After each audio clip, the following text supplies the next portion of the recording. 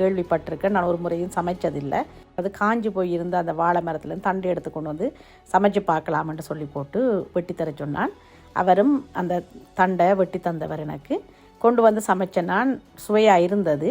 ஆனால் நான் ஒரு கேள்விப்பட்ட நான் என்னென்னு சொன்னால், அப்படியான தண்டுகளை சமைச்சு சாப்பிடக்கூடாது.